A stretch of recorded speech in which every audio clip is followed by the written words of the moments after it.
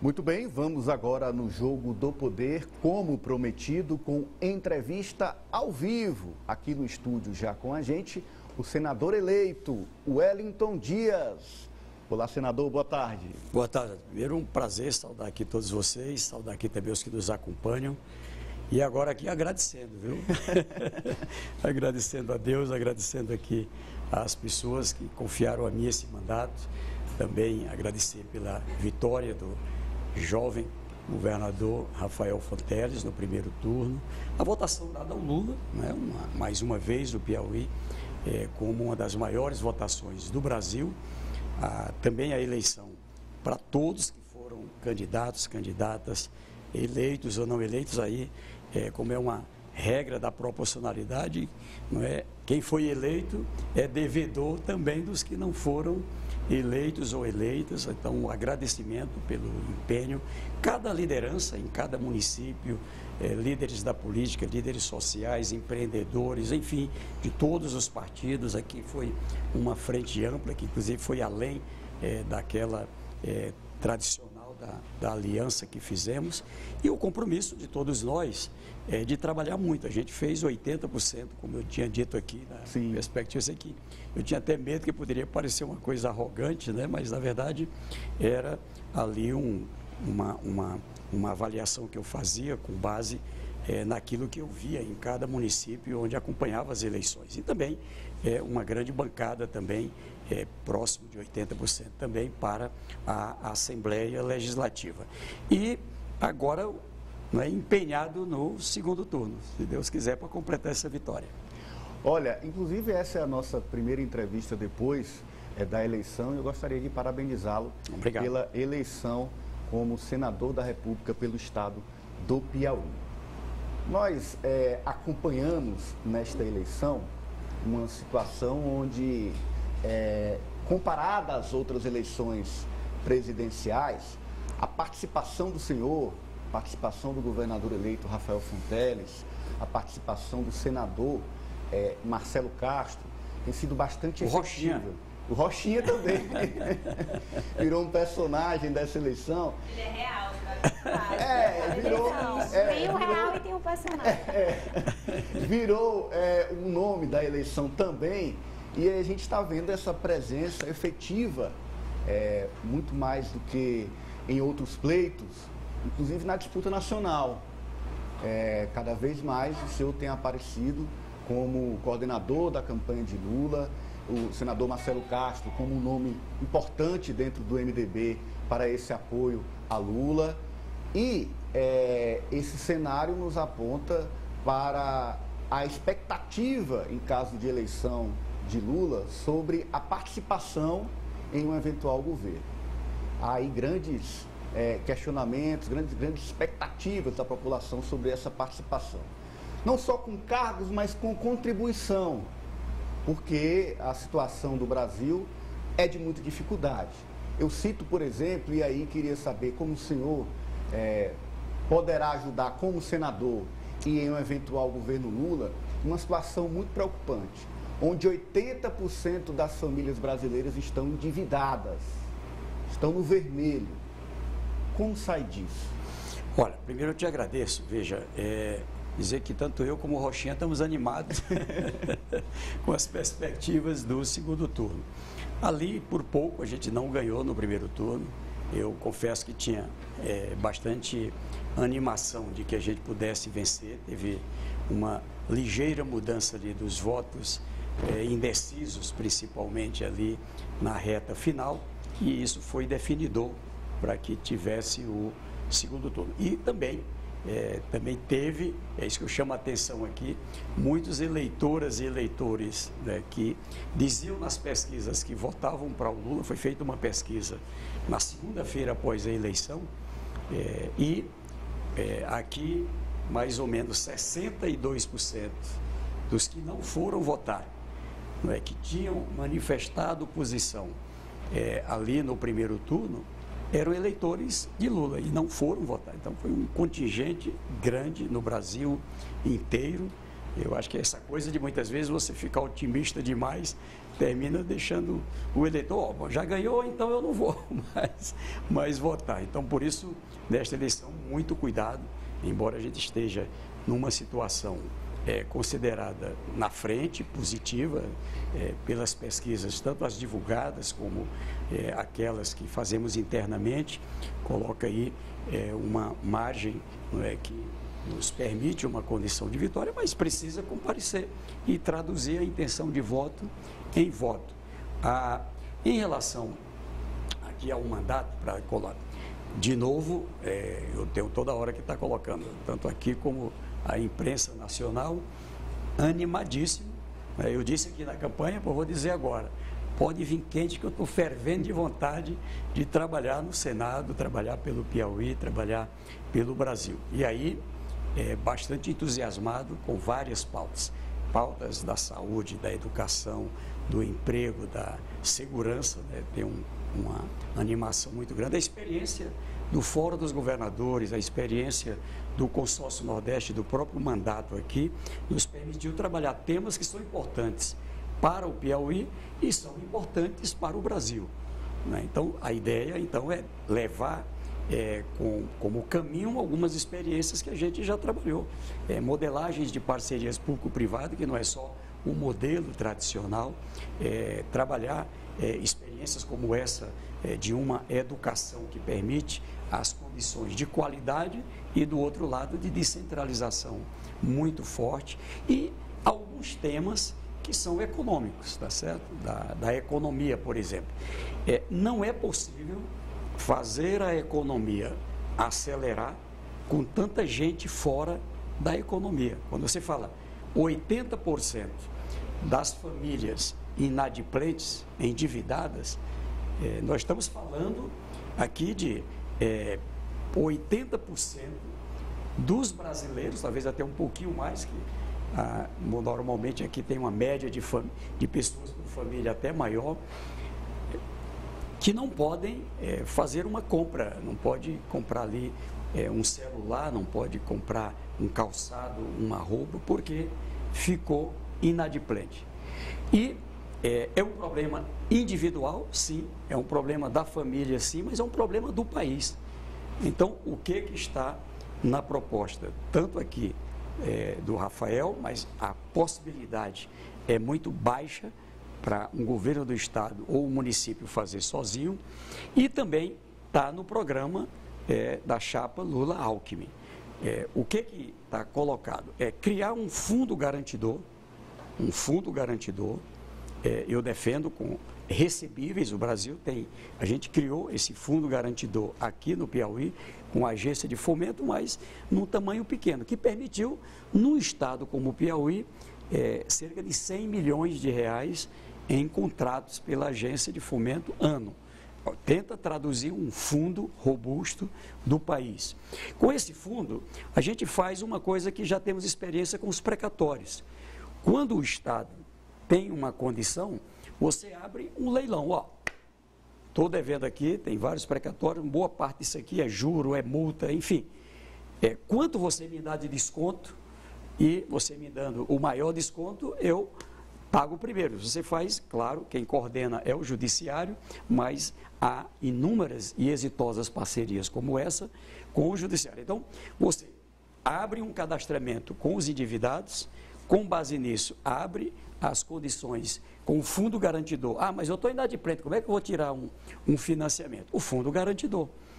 Com o fundo garantidor, alguém diz lá, olha, eu dou um desconto para quem está devendo aqui no meu comércio, ou para quem está devendo no cartão de crédito, ou para quem está devendo a conta de luz, de água, quem está devendo qualquer coisa. Um empréstimo que tomou, que não honrou, um consignado, enfim. Então, tem um desconto aqui de 50%, paga esse primeiro, tem de 40%, paga em seguida. E aí, com isso, você garante uma redução do tamanho da dívida, não é, do indivíduo, da pessoa. Isso também o Lula quer trabalhar via BNDES e a rede bancária, também para os autônomos, as microempreendedor individual, os pequenos também, para poder trazer para a economia. E com isso você tem um prazo mais longo, é como comprar aquela dívida. Eu tenho aqui o dinheiro, saiu aqui, vamos dizer aqui, da Agência de Fomento do Piauí, ou do Banco do Brasil, ou da Caixa Econômica, foi lá, quitou, deve agora aqui, mas só deve a metade, deve 40%, teve 40% de desconto, só deve 60%, e vai pagar num prazo maior, e vai pagar praticamente sem juros, porque também aqui tem uma política em que a União, ela participa, não é, dessa regra de confiança, em que ela abre lá no compulsório, tá certo? Para poder ter mais linha de crédito na rede bancária, e tudo isso facilita a vida para os bancos, dar uma condição melhor. Então, isso, ao mesmo tempo, tira, não é, de uma situação negativa do SPC, como a gente diz no tradicional. Milhões de pessoas saem do sufoco, passa a ter vida econômica, né? Isso aqui é um fator para gerar emprego, para gerar renda, enfim. A mesma coisa se quer fazer com municípios, com os estados, também tem uma situação. Ali a abertura também de crédito voltado para quem quer montar um negócio, para quem quer ampliar. A política, portanto, é de garantir que a gente tenha as condições de fazer o país ter um plano, porque o problema hoje é que não tem um plano. Você bota as pessoas lá no auxílio emergencial, que bom, pelo menos está tendo o dinheiro. Eu estava lá em São Raimundo Nonato, né, fazendo uma caminhada, um agradecimento lá com o senador Marcelo, o Castro Neto, lá o doutor Francisco, a Carmelita, o Hélio Isaías, vários líderes, Gil Carlos, e lá quando a gente estava caminhando, uma fila gigante, pessoas de um lado para receber os R$600, outras para poder fazer o consignado, que não tenho dúvida, vai ter que entrar aqui, porque o auxílio que só está garantido até dezembro, primeiro, não é salário, né? Segundo, por isso que o TCU está questionando. E, ao mesmo tempo, é claro que o cara vai lá, eu quero os 2 mil. Aí até o cara diz para mim, ó, aqui é 600 no bolso e 13 na urna. A pessoa que me atendeu. Mas veja, o fato é que essas pessoas vão também ter problema, não tenha nem dúvida. Não, porque ela está recebendo que não tem nem o que comer. Agora, desde que ela está recebendo, já vai ter que todo mês receber a menos lá um valor, que vai ter que pagar juros, vai ter que pagar principal. E tem uma garantia de que vai receber o auxílio até quitar o empréstimo. Se ela perder o auxílio, e como é que vai ficar? A dívida continua, Você né? Imagina. Então isso aqui vai gerar um problema. Eu tive ontem um encontro com os bancários do Brasil inteiro, meus colegas da Caixa Econômica bastante preocupados, por isso estão cobrando um valor alto, 3,5% de juro, que é altíssimo para o padrão, é altíssimo.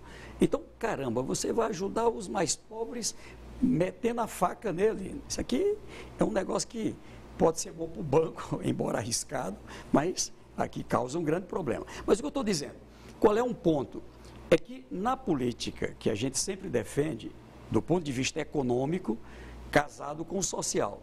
No social, na teoria eu vou dar o peixe, a pessoa está passando fome, eu tenho que dar o peixe aqui para ter o que comer. Mas é preciso ensinar a pescar, é preciso viabilizar os equipamentos, o anzol, enfim, para poder aprender a pescar.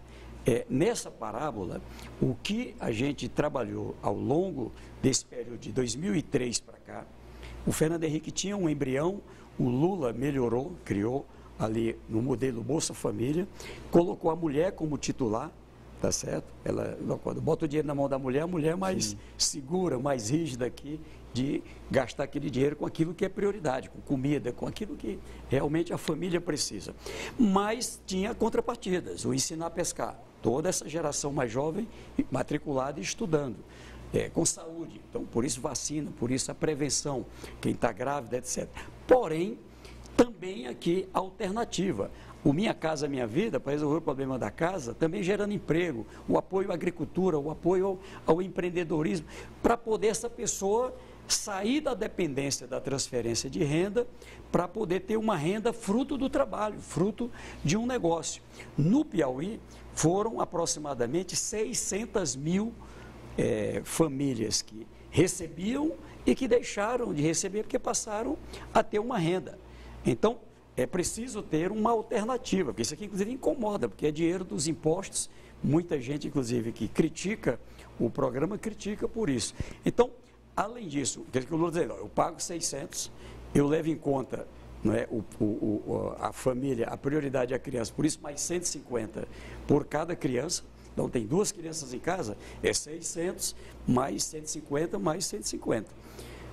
Hoje, como ele paga por indivíduo, cria também uma certa insatisfação. Às vezes tem 3 adultos aqui recebendo 600, dá 1.800, e na outra casa aqui do lado, que tem o mesmo número de boca para comer, só tem um ganhando salário mínimo, né? Então, aqui trabalhando, ganhando salário. Aqui, como não tem essa mesma regra para a criança, ela termina recebendo menos. Então, isso cria uma insatisfação na sociedade. Isso aqui é um fator também, vamos dizer, de economia, porque você tem aí um mapa de onde estão as pessoas para você cuidar, para trazer para o emprego, para trazer para a renda. O que elas já fizeram na vida? Eu trabalhei no campo, eu trabalhei de construção civil, eu tinha um pequeno negócio, uma banquinha de cachorro-quente, sei lá. Você cria a partir dali uma alternativa para tirar essa pessoa dessa situação. O senhor está bem inteirado do plano econômico.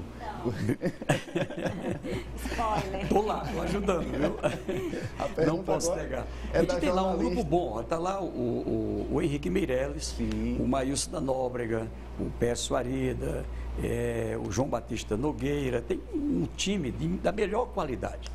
Isso aqui não é um posto de piranga, não é, que cria a ilusão que vai fazer tudo e depois, vou cortar aposentado, vou cortar do imposto de renda, só sabe cortar, e como é que esse país vai crescer se você não tem o aumento da renda? Essa é uma grande diferença. A diferença é que o que eles estão fazendo é fazendo a renda cair. Se a renda cai, cai o consumo. Se cai o consumo, como é que você vai estimular a produção, a indústria, o comércio?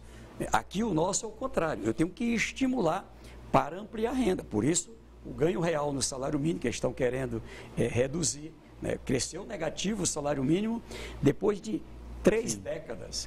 O Fernando Henrique cresceu, durante o Lula cresceu 66%, a Dilma cresceu, o Temer, quando vem agora, menos 4% em relação à própria inflação. Então isso faz a renda cair, porque o problema do povo é esse, está sentindo, a renda está caindo e os preços estão subindo. O preço do alimento, por exemplo, você desmontou a Conab, ou seja, desorganizou toda a rede de armazenagem, que ali é uma política interessante. Você, de um lado, estimula tecnologias para maior produtividade, que barateia custo. Do outro lado, você, na época da safra, você não deixa que matem o produtor, está ali comprando, não é, o feijão, na safra do feijão, para poder não matar o produtor. Tem um preço ali que coloque um preço justo, adequado, com ganho para o produtor. Armazena, lá na frente, quando alguém quer especular e aumentar o preço do feijão só por pura especulação, entra a liberação desses armazéns, que aí regula o preço, para não ter subida brusca, como aconteceu agora. Desmontou isso no país. Então, aumenta o preço das coisas, se tem só alimento aqui, mas medicamento, o povo que está me ouvindo aqui sabe. Então, a gente passa a ter uma política de proteção. A essência da diferença é quem é mais humano e quem é mais desumano. Então, eu digo, hoje o governo não pensa no ser humano, não. Está pensando aqui só em alguns. E a gente tem que trabalhar um Brasil para todos e para todas. Vamos rodar aqui com os jogadores e jogadoras. Vamos lá. Agora, Sávia Barreto. Eu tinha preparado uma pergunta sobre economia, mas o senhor já contemplou todos os pontos. Eu vou ter que entrar na política. Sou obrigada. Desculpe, eu me empolguei. Achei bom, porque explanou muito bem. A gente está vivendo um momento de polarização, eu diria, afetiva da política. O outro é visto como um inimigo que tem que ser destruído para a minha existência persistir. Nesse sentido, como é que o senhor vê casos de violência, como, por exemplo, esse do Roberto Jefferson, que atirou contra policiais federais? O senhor prevê que novos casos possam vir a ocorrer? Há esse temor e se isso pode impactar, inclusive, na votação de Lula, de muita gente temer sair de casa ou temer externar o seu sentimento político justamente com medo de sofrer uma violência? Olha, não posso negar que o Brasil já viveu um período muito tenso, muito ruim lá atrás. Eu era muito jovem e acompanhava a política ali nos anos 70, que todo mundo é jovem, mas eu vou poder falar disso, até o começo dos anos 80, era ainda ditadura militar. Não é? Qual o problema da diferença da democracia para a ditadura? É que quando tem a democracia, você faz uma regra pensando em todas as pessoas. Regra para a segurança, regra para a saúde, regra para a educação, regra para o social, regra para o econômico, regra para a política. Quando você tem uma ditadura, você faz tudo para favorecer um grupo, não é, que vira o dominante. Então, isso aqui é ruim para a ampla maioria sempre. Era um Brasil para poucas pessoas. Por isso que o Lula chamou logo Brasil para todos. Era pensando realmente em todas as pessoas. E aí, resolvia muita coisa naquela época na bala. Tá certo? Era na bala mesmo. Um opositor ia lá, matava o outro, né? O Cunha Lima, lá da Paraíba. O opositor, pá, entendeu? Então, funcionavam as coisas mais ou menos assim. A gente superou isso. E a Constituição de 88 colocou um arcabouço legal. Tenho muito orgulho de ter sido parte dessa geração. Ajudei, não é, na época como sindicalista, depois voltando ao parlamento, ajudando na regulamentação da Câmara e no Senado. E hoje a gente não pode dar passo para trás. É disso que se trata. Isso que você colocou é o que mais me preocupa. Nós vamos levar alguns anos para a gente sarar o que a gente está vivendo. Porque, veja, eu já concorri, isso aqui vocês acompanharam, eleições com o Firmino. Um era votava para mim, outro votava para o Firmino. Qual é o problema? Tá certo? É uma escolha, é democracia. Tá certo? Por que eu vou deixar de ser teu amigo? Por que vamos deixar de ter confusão aqui dentro da igreja? Por que a gente vai ter confusão aqui dentro do trabalho? Um patrão agora quer ser o dono do empregado. Ó, aqui quem não votar nesse candidato está fora, está desempregado. Quem votar vai ter um extra. Mas vou pagar um churrasco com 22 boi, como um pregou aqui agora, não sei quantas latinhas de cerveja, como se fosse um negócio. Nós estamos tratando da decisão sobre um país que não é um país qualquer. Nós somos um dos mais importantes países do planeta. O mundo inteiro está acompanhando o que acontece no Brasil. O mundo inteiro está de olho o que acontece aqui, porque eles compram coisas da gente, vendem coisas para a gente, eles têm relações, ou seja, é disso que se trata. E, olha, a minha visão é que a gente agora está a poucos dias de uma campanha, poucas horas até, tá certo? É domingo. Então, o apelo que eu faço é para que a gente tenha, assim, um momento de reflexão. Por que eu tenho que tensionar com alguém da minha família por causa, não é, da opção da eleição? Um vota para o Lula, o outro vota para o Bolsonaro. Você pode ter argumento, o outro também tem. Mas a eleição termina domingo. À medida que um xinga o outro, que um, sabe, praticamente se intriga com o outro, cria uma desavença, agride, muitas vezes vai a um nível de agressão, já chama logo de ladrão, já chama logo... Você imagina como é que vai ser depois? Então, isso aqui é que a gente precisa ter muito cuidado. Eu fiquei, assim, muito feliz com o evento que teve agora. O presidente Lula foi um evento lá na Tuca, lá na USP, lá em São Paulo, e ele fez lá, embora fosse em São Paulo, uma fala para o Brasil nessa direção. Ou seja, o que a gente tem dele ali, como ele colocou, com Geraldo Alckmin, duas pessoas maduras, experientes, serenas, é o compromisso da pacificação, do diálogo. Você pode ter qualquer crítica ao Lula, mas não pode negar a história dele, construída através do diálogo. Já foi presidente, 8 anos, saiu com mais de 80% de aprovação. Muita gente que hoje não vota nele, tá certo? Lá atrás aprovava, quem era vivo aprovava o governo dele. Ou seja, alguma coisa de boa aconteceu. E é uma pessoa do diálogo, tem que dialogar com as outras autoridades, com o judiciário, com o Congresso Nacional, vai ter que ter um amplo diálogo ali para poder colocar o país nos eixos, dialogar com os empresários, com os trabalhadores, dialogar com as igrejas, com os movimentos sociais. Um país que a gente... o Lula assume a presidência, vai ter que governar para quem votou em Bolsonaro. Sim. É para todas as pessoas, não é só para quem votou aqui ou ali. Esse pensamento é que é autoritário. Se eu for eleito, eu vou indicar 2 ministros meus para o Supremo. Eu vou abrir mais 3 vagas minhas para indicar mais 3 ministros meus. Ei, é um Supremo do país ou um Supremo teu? Esse pensamento autoritário é que não dá para, em pleno 2022, a gente aceitar como normal essa atitude do Roberto Jefferson. Eu conheci o Roberto Jefferson, deputado federal, era um grande orador, uma pessoa, né, de articulação. De repente é como se fosse uma coisa assim que muda, transforma. É um jeito bolsonarista, como eu digo, de ser assim, que traz das pessoas coisas ruins. Ali, naquele momento, claro, são pessoas que têm famílias, que têm vida, que receberam 50 tiros de fuzil ali. Sim. E crânio, atingiu as pessoas com estilhaços, enfim, granada. Ele confessou agora 3, eu sabia que eram 2, ele confessa que jogou 3 granadas. Agora, para pensar um instante, para aí, essa pessoa estava em prisão domiciliar. Como é que tem aquele tanto de arma, de munição, de granada na casa de alguém que está em prisão domiciliar? É ilegal. Então, é um negócio grave. Isso mostra que perderam o controle sobre o que aconteceu com essa área de armamento. Isso explica por que hoje banalizou a revólver, arma, fuzil, enfim. Sim. Que isso aqui é gravíssimo. Aí eu encerro aqui dizendo assim, olha, eu converso muito, eu tive um encontro esses dias com as mulheres. O que é que elas dizem?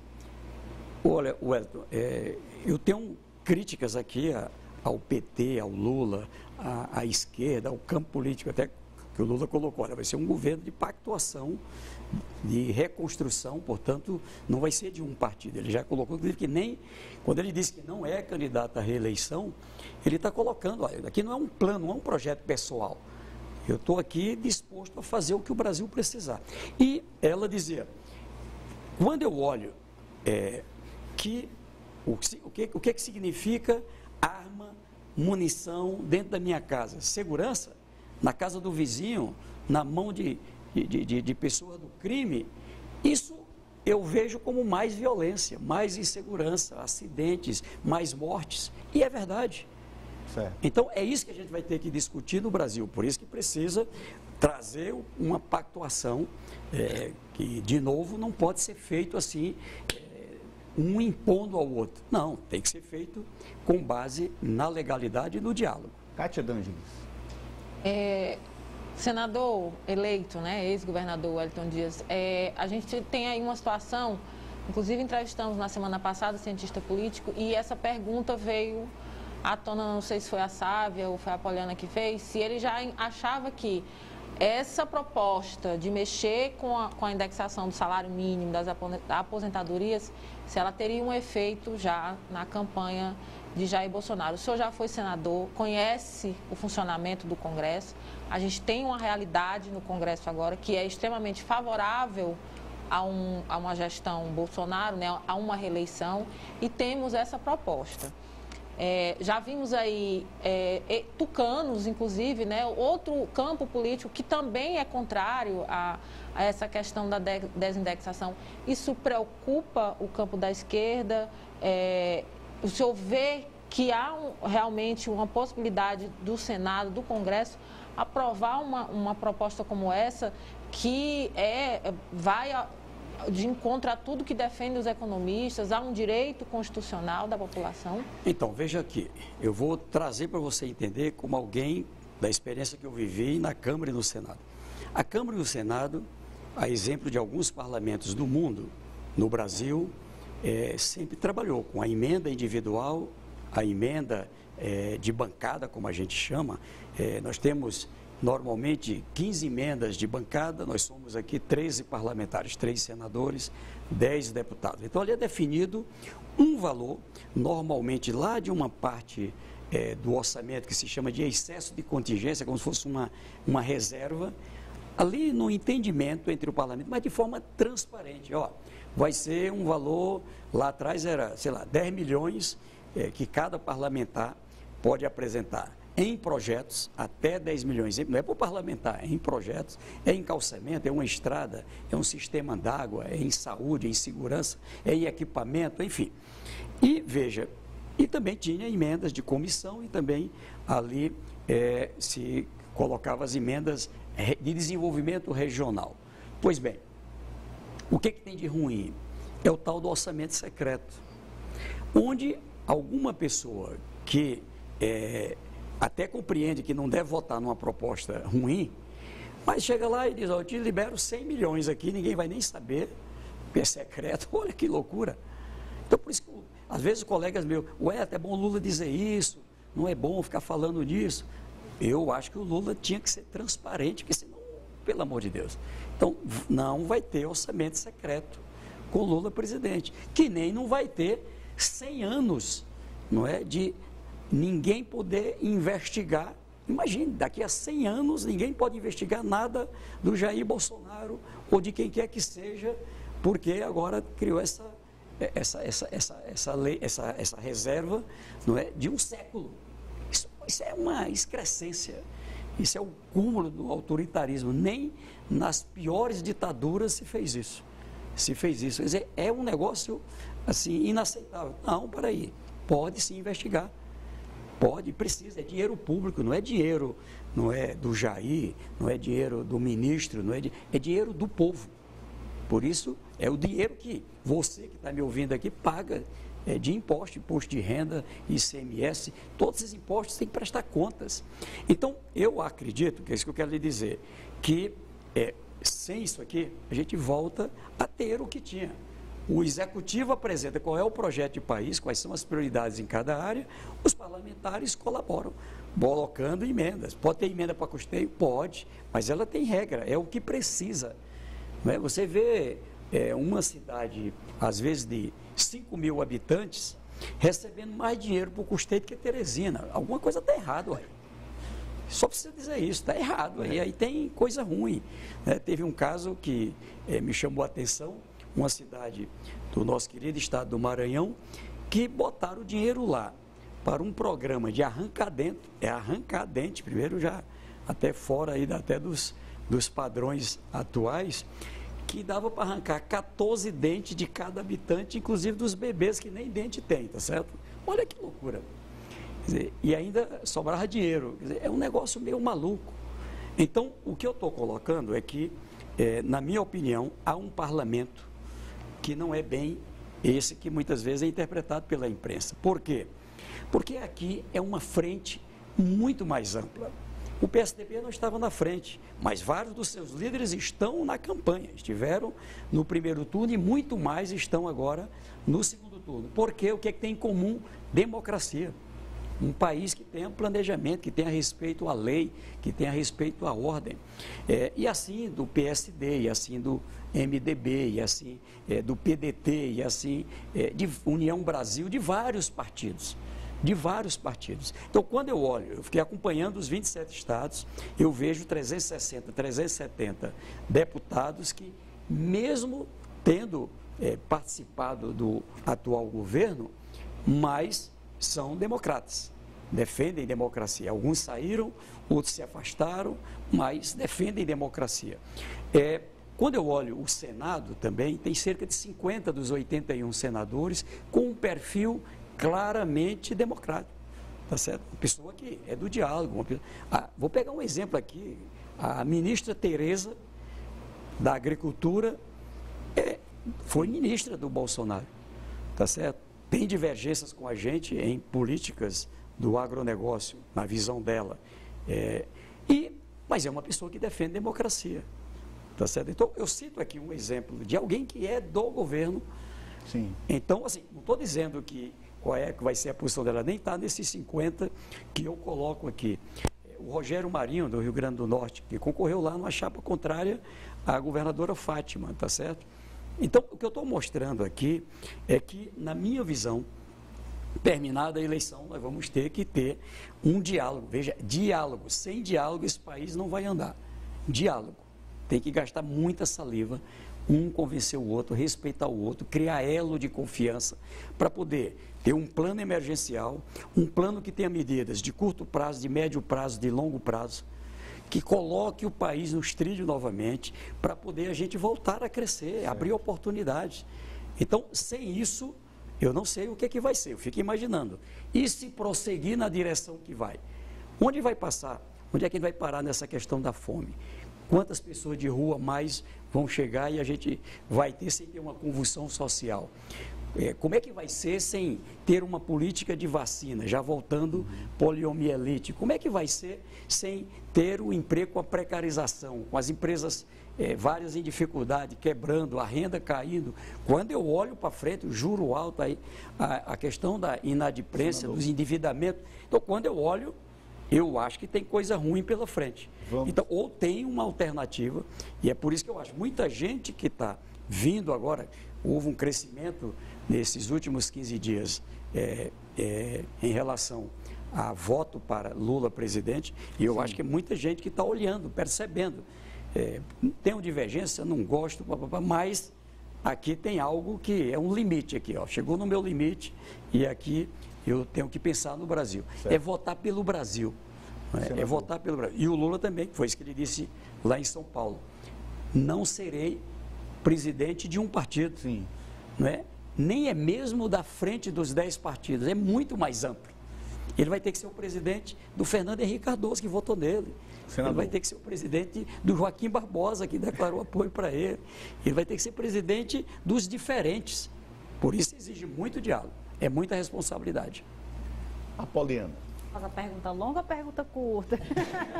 O senador vai responder rapidinho essa, porque tem a doaria aí. Porque você falou aí sobre senadores que são da base de Bolsonaro, do diálogo. Ciro Nogueira é um desses que pode ter diálogo. E reforma administrativa, que o eventual governo Lula pensa, inclusive num ponto que está sendo muito polêmico lá da PEC 32, que é exatamente sobre os aposentados e pensionistas, né? Essa dificuldade que eles terão de ter reajuste salarial, já que vai reduzir, praticamente sumir a paridade salarial dos aposentados e pensionistas, de acordo com essa proposta que está lá no Congresso. Agora eu sou aposentado. Agora a gente fez aqui o reajuste para ativos, para aposentados, recompondo a inflação exatamente pelo princípio que está valendo hoje. Tem que alterar a Constituição. E a Constituição, ela coloca isso. Qual é a lógica? O que é aposentadoria? Às vezes tem uma ideia deformada da aposentadoria. Em vida, enquanto eu tenho energia, eu faço uma poupança. E olha só que regra. Eu faço uma poupança com contribuição minha, e faço uma poupança com contribuição do patrão, né? Ou seja, aqui você paga uma parte, a TV Meio Norte paga outra, né? Eu sou da Caixa Econômica, pagava uma parte, a Caixa Econômica pagava outra. Forma ali uma poupança. Essa poupança eu tenho que viver do rendimento dela enquanto vida eu tiver, e ainda se eu morrer, a dona Rejane, minha esposa, e filhos menores, se eu tiver de até 21 anos, ter direito a essa pensão. Então, no passado era só indigente, eu sou do tempo do indigente, eu ainda vivi o indigente, era todo mundo abandonado, os filhos expulsando os velhos de casa, tinha que arranjar um abrigo aqui, enfim, era terrível. Então, hoje a gente criou uma política extraordinária no Brasil e não podemos abrir mão dela. Por isso que a condição de ter um mínimo, que é a inflação, não perder o poder de compra, que é um período que você mais precisa. É mais dinheiro para medicamento, eu agora tenho que usar remédio para pressão, remédio para colesterol, ou seja, eu sei o que significa. Aliás, eu quero trabalhar para o Brasil, para a gente criar a rede Brasil das políticas para o idoso. Eu quero ser o senador dos idosos, lá já dizia isso na campanha. Criamos uma rede para criança, criamos uma rede para mulheres, e acho que o Brasil precisa estar devendo essa rede mais completa em todas as áreas, não apenas na saúde, na previdência, na educação, em todas as áreas para os idosos. Então, a outra que você coloca é com relação aqui ao senador Ciro.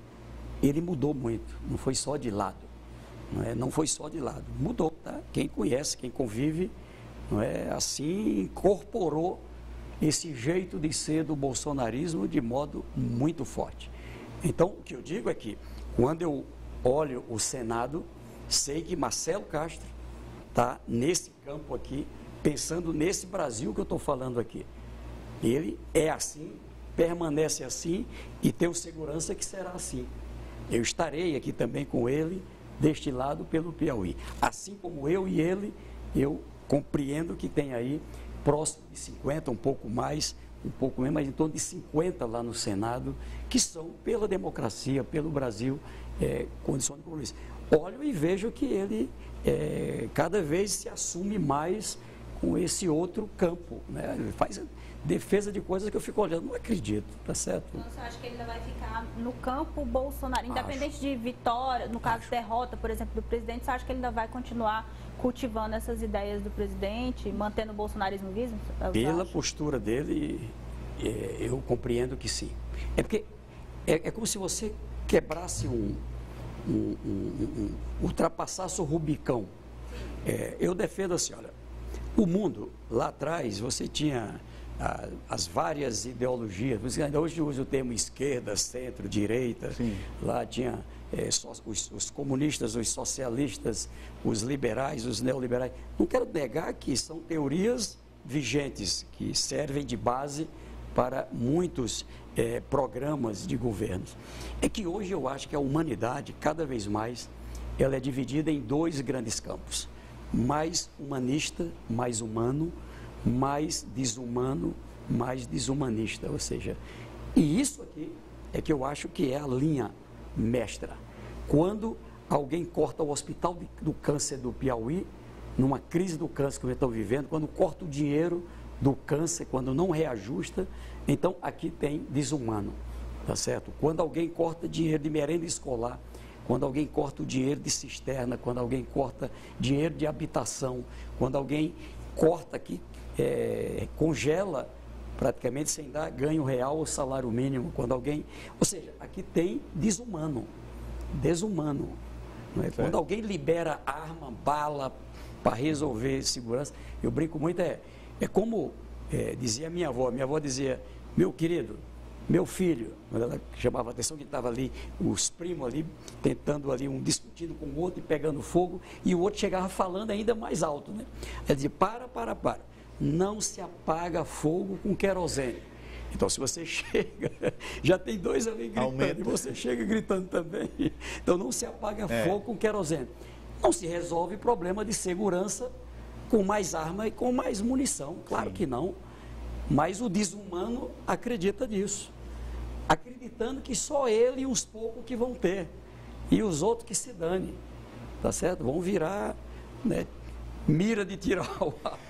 Tá certo, senador. Então é isso que a gente não aceita. É isso que a gente precisa mudar. Precisa colocar. Então eu quero, assim, fazer já agradecendo. Já agradecendo.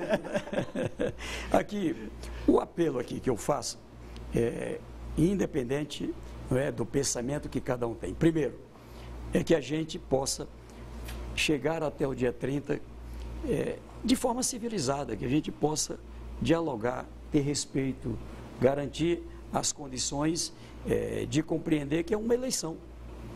Tem duas candidaturas, são dois projetos distintos, não posso negar, mas se um escolhe um lado, se o outro escolhe o outro, tá certo?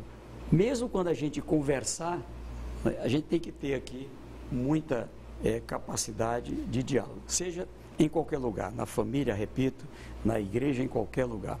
E a outra, que é o pedido, a democracia, ela é tão maior quanto mais o povo exerce. Nosso primeiro artigo da Constituição, todo o poder emana do povo. É agora, na urna, é o poder de escolher quem vai gerenciar, quem vai ser o presidente do Brasil. É disso que vamos discutir. É isso que vamos discutir. Eu faço a opção pelo Lula, Geraldo Alckmin, mas outros fizeram opção por outras candidaturas, é um direito. O importante é comparecer e votar. Aqui também é um exercício pleno da democracia. Graças a Deus, esse ano estão cumprindo uma regra, que é do direito ao transporte. Quer dizer, alguém que quer se deslocar para uma outra cidade vai ter transporte, dentro de Teresina vai ter transporte gratuito. Quem tem de carro vai às suas custas, mas quem não tem, ter a condição do transporte. E assim, solidariedade, fiscalizar, acompanhar para que a gente tenha um processo dentro da lei. Eu amo a democracia, não é? E acho que com todos os defeitos que ela tem, não arranjaram ainda nenhum regime melhor do que o democrático. Tá certo. Obrigado, então. Deus abençoe. Senador eleito Wellington Dias pela entrevista hoje aqui no Agora Jogo do Poder. Obrigado.